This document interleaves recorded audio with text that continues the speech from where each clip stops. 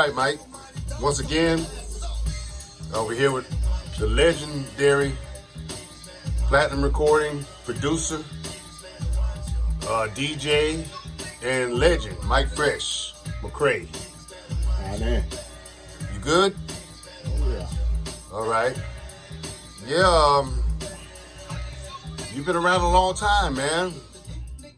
You go back to the days when you had to actually be able to play, you know, and you actually had to be able to program real drum machines, real 808s, real 909s and all that. You know, a lot of these cats don't remember those days, and then not anything against that, these young cats. They just haven't experienced it, you know. New generation came along, you know. Yeah, that's because of technology. Technology got better and more easier, where everybody basically now could do it. You couldn't afford a studio back in the days. You just had to go to your own. You didn't have a studio in your house. You had to go to a studio. Studios used to charge an arm and a leg. Okay, yeah. I remember a time when you was going to a studio that had a 2-inch tape. 2-inch tape cost you about $200 for one tape. Okay. And you only even probably get about 3-4 songs on it. You know what I'm saying? So What year are we talking about? this is back in the 80s. Back in the 80s? 80s, early 90s. Some people still use tape. You know, but that's the big companies, you know what I'm saying? But you know, There's something about the analog tape. I always used to hear people say there's something about the analog tape. I remember back in the day, people would sometimes want to bounce it over to ADATs, like you got over there, just simply to get tape saturation. But that's everybody had their own technique, I guess, Mike. But shoot, So tell me what's been going on with you all this time. You've been kind of quiet. You've been kind of cats asking, what's up with Mike Fresh? You know, what's up with Mike Fresh? What's he doing? Where you been? You've been kind of silent. This is probably the first time you've spoken out in a long time, man. What's going on with you? What'd you do? You been in retirement, semi-retirement, just? No, just, music business. I always loved the music. Music never stopped. Music is in me since I was a little baby. You know what I'm saying? So Right. I always tapped on drum machines all the way. I just tap on the school bus, whatever. So music's always in me. But the business side deterred me away from the music business. Oh, so it made you a lot of cutthroating and people you thought is your people ain't your people, and then time changed too, which was another scenario. Music changed a little bit. Technology, of course. So I say it was a mixture of a lot of things, but the main thing was the bullshit that goes on in the industry. Oh, okay. I feel you. So let's go back to the beginning.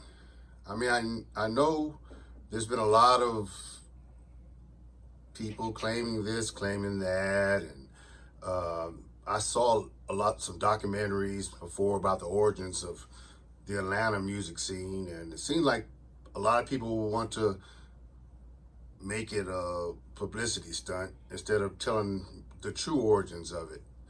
Most people think it just goes back to Outkast, big ups to Outkast and those cats and that whole generation, but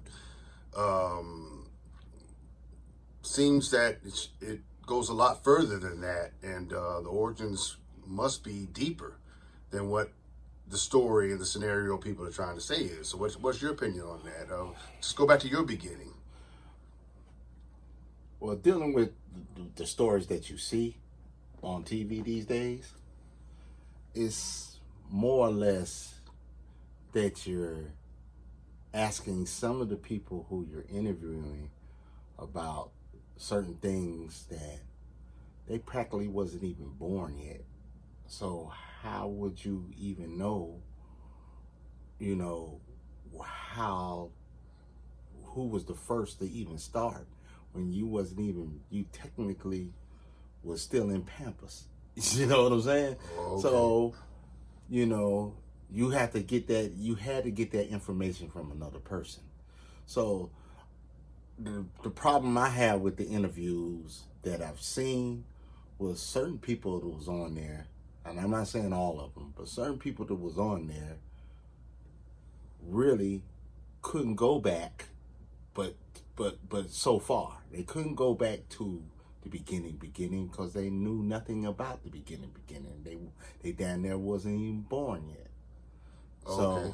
So, now if you want to say Atlanta hip hop started with Outkast cause they went mainstream, I might still say you're wrong cause Kilo was mainstream before Outkast. You know what I'm saying? Okay. I can say, who else was there? I can say Success and Effect. A lot of people don't know about Success and Effect. Success and Effect went mainstream.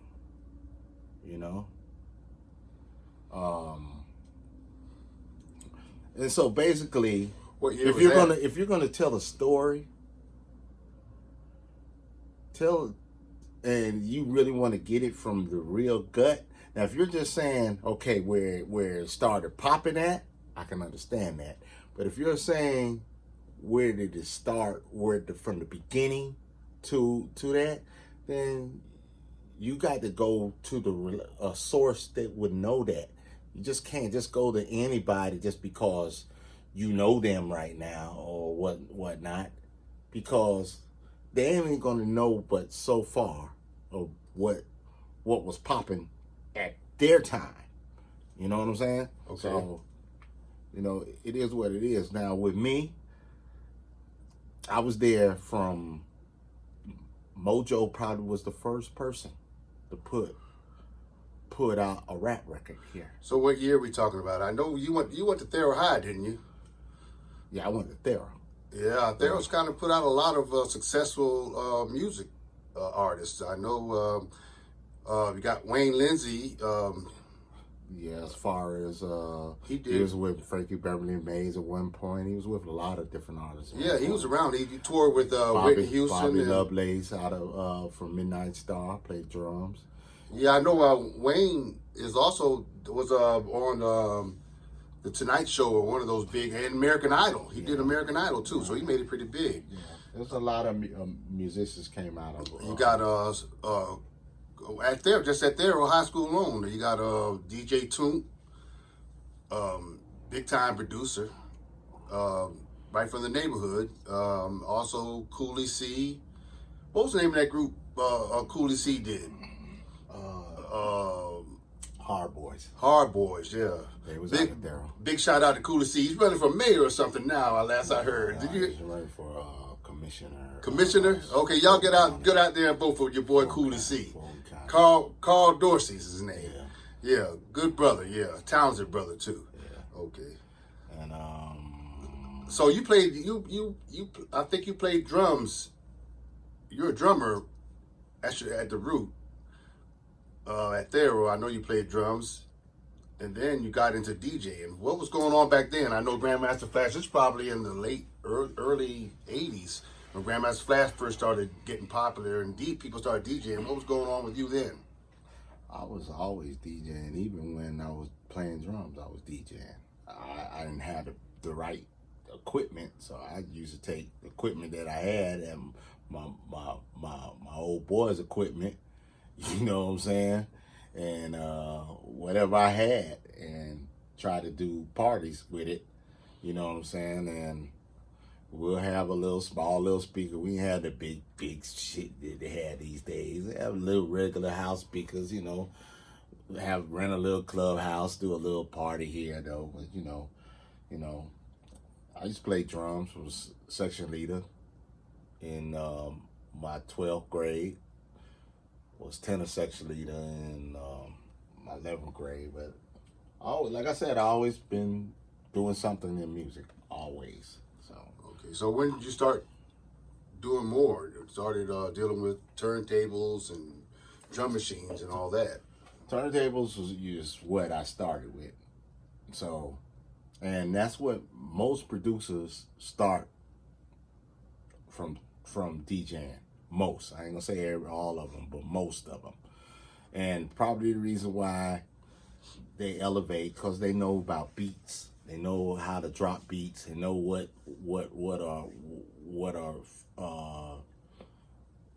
are basically the ins and outs of beats, and know what can get a person up.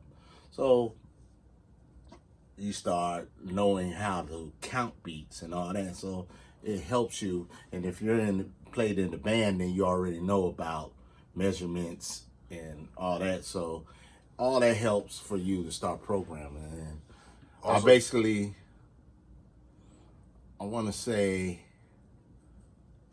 my first experience touching the drum machine probably was, say what year that was.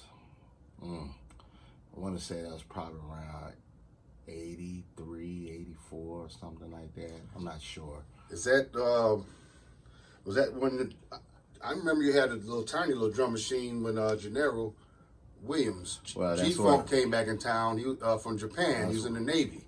That's where I got the drum machine from. Okay, that was So he had a drum. He came from Japan. That's what did he bring with him? It was Roland 606, Jupiter 6, and he had a 4-track board. Oh, okay. Yes. Yeah, big shout out to Gennaro Williams, G-Funk, also known as G-Funk. God bless the dead. Yeah. God bless the dead. Peace to him. Yeah. So Seems like I'm thinking that might be a little earlier than that, maybe 82, 83, maybe. I'm thinking because that's right before my drama days. So I'm thinking because when did the Rainbow Room well, first you got to open? explain what the Rainbow Room is. Oh, okay.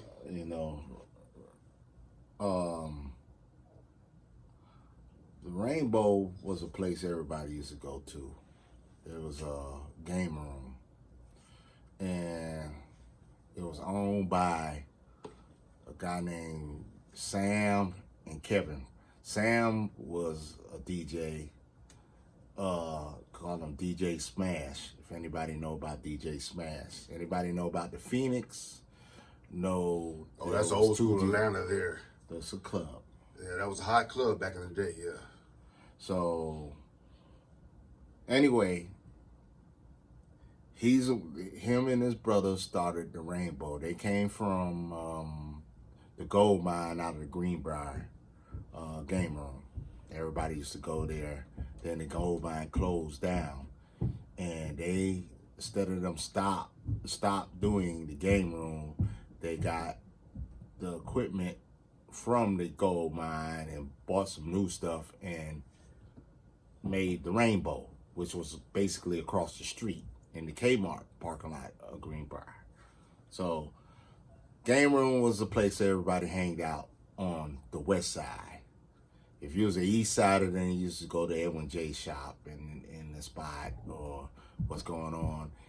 And on the west side, you was at the game room.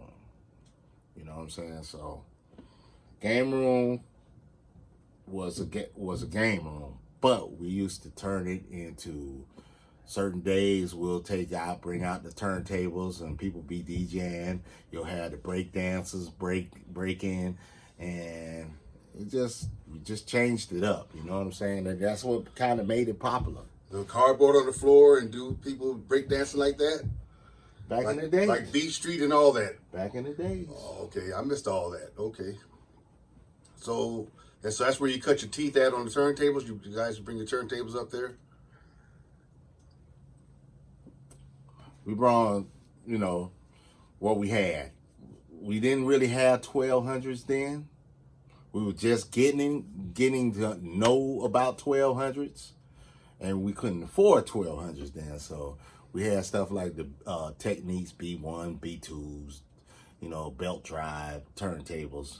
But you did what you did, you know what I'm saying? So was a couple of people at the game room used to come and DJ there. Trying to remember everybody used to DJ there. It was me, Smash, Toomp, DJ Daz might come there every now and then. DJ Daz. Oh, Daz was on the. He was out a of club DJ. No, you're talking about the one at the Phoenix. I'm talking about the Daz that went to Douglas High School. Oh, okay. All right. Okay.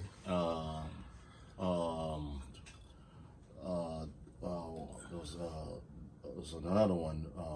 I think his name was Mr. C or something. I can't remember his name, but had a few people to come there. You know what I'm saying? And sometimes we'll break out like 6 turntables and we'll just do what we do. You know what I'm saying? But it was a hot spot. People used to come and just hang out. You know what I'm saying? Women used to come, guys used to come. It would just be a cool little spot to hang out at. But, okay. You know, but when I basically got the drum machine going back to the 606, I found something else that interested me just more than the turntables now. Now, it's a drum machine. The 606 is, I used to call it the Freddie Jackson drum machine because it sounded like the sounds. If you ever heard the song Freddie Jackson, Rock Me Tonight, it sounded just like that drum machine. I don't know if they used the 606, but it had something to do with rolling. Whatever machine that was a rolling. They used on that. But anyway, it sounded like that. So, and you program the 606 like if you ever dealt with the 808, any rolling machines have the light to go across, you hit the buttons and whatnot, and you make your beats. You turn it into the bass, you turn it to the kick, the snare, you hit the buttons, you find the buttons, and if you know about measurements and all that, then you know what I'm saying, you basically know how to do your fill-ins or whatnot. So I started getting interested in beats now, where everybody was still doing turntables. So I decided I took my McDonald's money. Oh, you were working at McDonald's? I was working at McDonald's. Oh, you were like little Calvin. Whoever motherfucking Mr. Little Calvin. You remember that commercial, Little Calvin on the fries? Oh, well, whoever. And I went to Haywood Studios. It was probably one of the studios. That's where Mojo used to go and do his records at. Haywood Studios. It was right there on Ashby and Martin Luther King. Okay. I think it was Ashby and Martin Luther King. That's right there where the Ashby train station is at. Not too right there. But I went there, recorded a song. I tried to rap then. I couldn't rap worth a shit, but I tried. Okay. So you had made your beat at home and then took it there to do your vocals? Yeah. It was called Fresh Attack. Oh, okay. And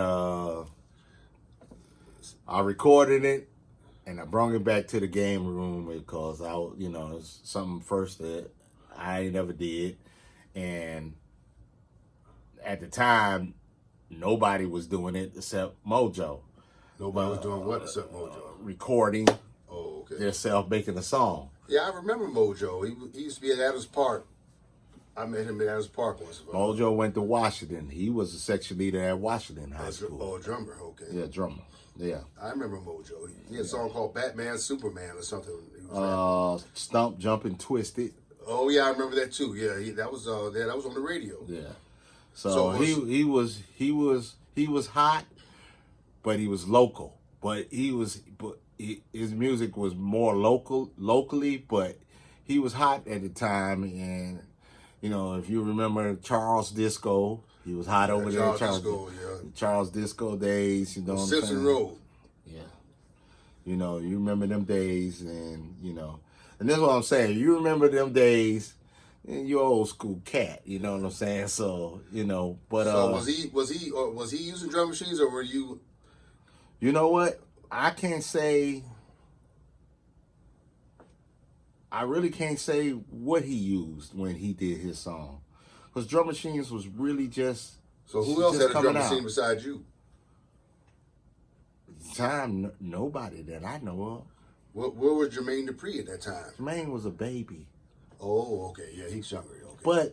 But one thing about it was, I would give you that Jermaine always been in the music business even when he was a baby, because his daddy Michael Malden, and he always been affiliated with music. He was dancing for Houdini when he was a and you know Houdini probably was dancing at that time, because in the early '80s Houdini was hot.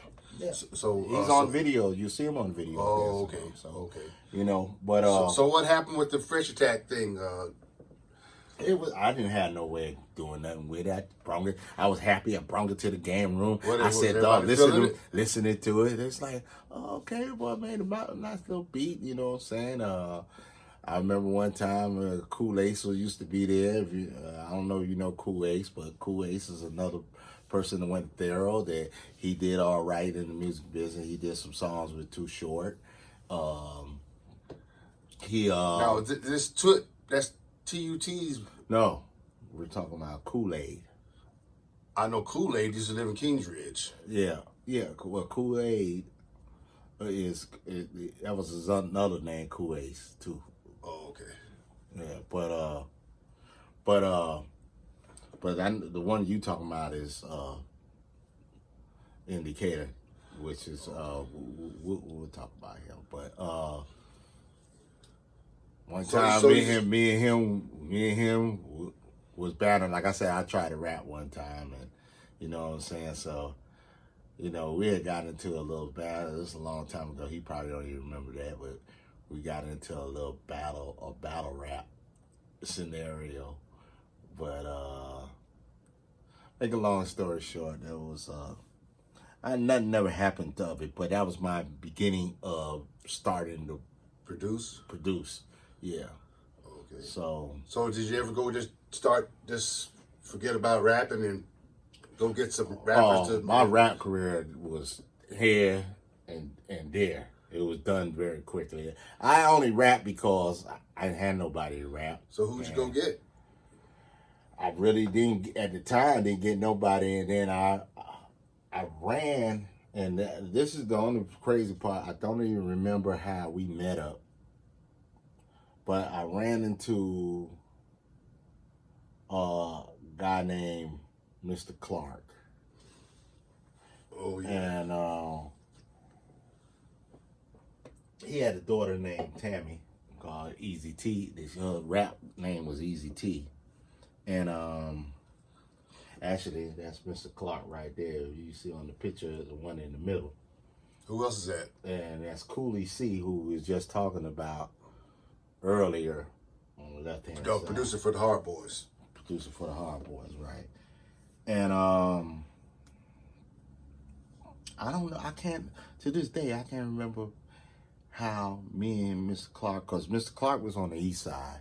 And if you remember back in the days, if you're from Atlanta, west side niggas didn't fuck with east side niggas, and east side niggas did not fuck with west side niggas. So yeah, we never went past 2nd Avenue. We stayed on our side mostly. Every now and then a nigga drift off, try to sneak one of the women or whatnot, but technically just hanging out, you know, on the east side, no. But it was Sharon Showcase. Was Sharon Showcase around yet? Sharon Showcase been around. Sharon Showcase, the first Sharon Showcase that I remember. And when there could have been another one, because again, like I said, I didn't really mess with the east side like that. But the first one I Sharon Showcase that I remember that I got affiliated with was the one on Gresham. Oh, okay. That's the one I remember. That was the most popular one. It's called Club Volts now. Oh, okay. But used to be Sharon Showcase. So Mr. Clark was pretty instrumental in your career? Very. He's like my second old boy. He's like my, you know what I'm saying, He helped me, and like I said, he had a daughter that rap that was young, younger. I was the older cat, but his daughter was probably 10 years younger than me, So she can rap. She did, so we started doing music. Now So you had mastered the drum machine by then, and you had a keyboard too.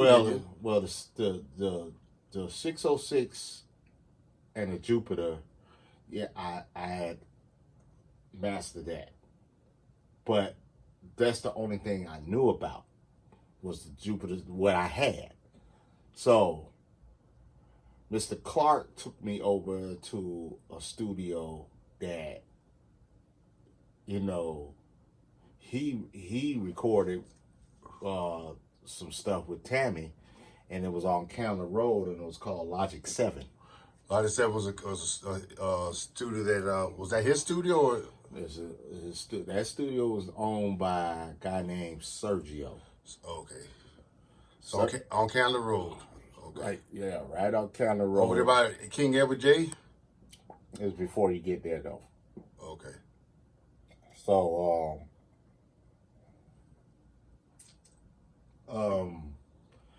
I started getting with Sergio. Sergio seen, I guess, what I had in me. You know what I'm saying? And, he basically recorded gospel music. Yeah, that's why it was called Logic 7 as far as spiritual. But he based his 70-80% of what he recorded at that studio was gospel music. So he had another guy that used to be over there that recorded, that he let record, to get his stuff together. His name was Scirocco. Okay. And Scirocco he's very talented. He played probably 15 instruments, if I'm not mistaken. And he went on to do a lot of things with Michael Jackson and a lot of groups. He wrote a lot of records for some people. Because he got a book out too. He never got his career off like he wanted it to, but as far as doing stuff for artists, he did his thing. So, to this very day, he's still trying to help people because he's got that Music Powers book out. Yeah. To teach people how to get their paperwork right so that they can make sure they get their money. Yeah. So big up to Scirocco. But Sergio was like, at the time, I was in my just got in my early 20s. And, now I'm more of a rebel. I'm trying to not work. I'm trying to do this music thing 24/7. So I ended up basically living in the studio. There was a little bed in the back. So while he's doing gospel music, I'm asleep. You know what I'm saying? When 10, 11 o'clock, 12 o'clock came at night, studio was open. Now sometimes Scirocco be in there. I had to wait for Scirocco to get through. But when he was done, then I get in and I start fucking around. Now I'm learning how to work boards and engineer. So I'm up here playing, and plus Sergio was showing me a few little things, but I'm also, tapping here and there. And then they had a couple, a drum machine there, was a Yamaha RX-7 at the time. So we're tapping. I'm basically up there just learning everything I see now. You know what I'm saying? So I'm learning now I'm learning boards and how to record.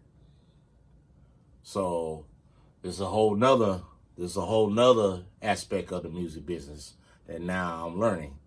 So now I'm learning how to work on the drum machines and the keyboard side. Now I'm learning how to work on recording vocals and how to change certain things up. So,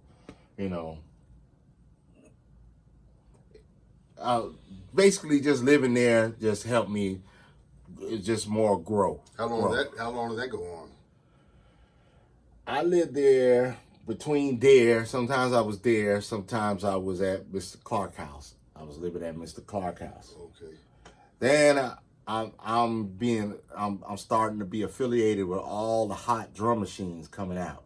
But again, mind you, I'm a young boy. I ain't got no cash. I ain't got shit. So Mr. Clark got these things for me, these tools. What did he get? The first thing I got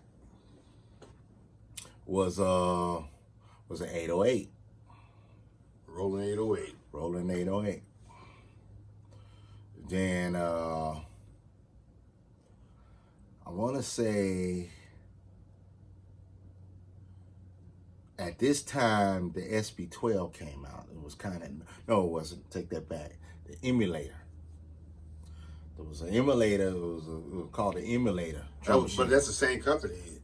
Is that the same company as that makes the SP12? Yeah, I think it is, but this wasn't the 12. So the 12 wasn't even out yet. No, it was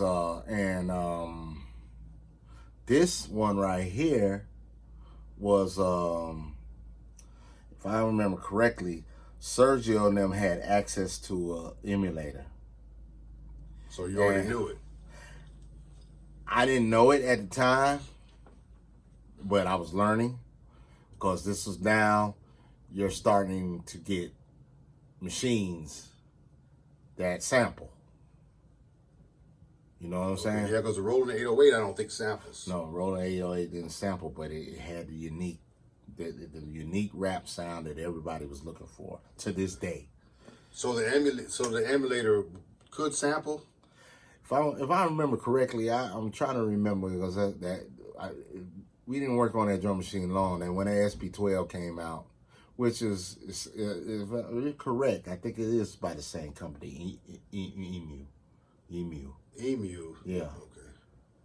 But so that was a predecessor. The SP12 was a predecessor of the SP1200, I believe. Yeah, but the SP12 was a sampling machine, but it didn't have at the time didn't have a disk drive, but it had a connection where you could connect a hard drive to it. But the hard drive you had to connect to it was a Commodore 50, and it was the big floppy disk, the real big fat floppy disk. Oh, okay. And it took about 4 or 5 minutes to damn near load. Oh, okay. You know what I'm saying? But wow, this is ancient technology here. Yeah, it's real ancient right here. And again, we was fucking with tape then. So, you know. So what were you working on? Or were you just learning it? You didn't have any songs or any artists at the time? Tammy was. Tammy was your first artist. I started doing Easy Tammy. T. I started doing Tammy, and I actually was doing some songs with I can't even remember the name of the group, but one of the dudes was Toomp's brother. Toomp. DJ Toomp. Yeah. From T.I. fame. Yeah. Okay. His brother, and I can't even remember. Toomp had an older brother? Yeah. He I has a half brother. Oh, a half brother. Okay. Mm-hmm. Yes. Okay. They look just like him though. They all look alike. I didn't know Toomp had I knew he had an older sister, but I didn't know he had an older brother. Mm-hmm. Okay. And it was two of them. I can't remember the name of the group. What the name of the group was. Is that the guy called Mr. X? No, Mr. X was a part of. Now, Mr. X was a New York guy. There's a lot of, at the time, New York people was down here real deep, and they was trying to do a lot of New York things up at the time. So I met him. Was through a clique. I can't even remember, but anyway, we hit it off. They came down here. We was doing something like some type of showcase or something, and me and Mr. X hit it all pretty good. It was 4 of them, but me and Mr. X came and I connected them with Mr. Clark. Oh, okay. So, and then we did that song, Jazzy Reggae, which I did on the 606. That's a song with the curse on it. Yeah, well, we call it the curse song because everybody that rapped on it died. Damn. Tragically. Tragically, yeah. So Mr. X was one. Rest in peace, Mr. X. He was the first one. He was the first rapper on Jazzy Reggae. So was this before the studio? The studio you guys had? Didn't you have a studio? Yeah, this is way before that. This is still at Logic 7. Was this before Kicking Butts came out? This is before Kicking Butts. Kicking Butts was done at Logic 7. It was done at Logic 7? Okay. Yeah, it was done at Logic 7. Okay. And Jazzy Reggae was supposed to be the first record that we was going to put out. We did the record. We had it tight and everything. And then one of the persons that played for Scirocco came in the studio one day and accidentally put the tape near a magnetic force and messed the tape up. So man. that's why we said this was a bad luck song.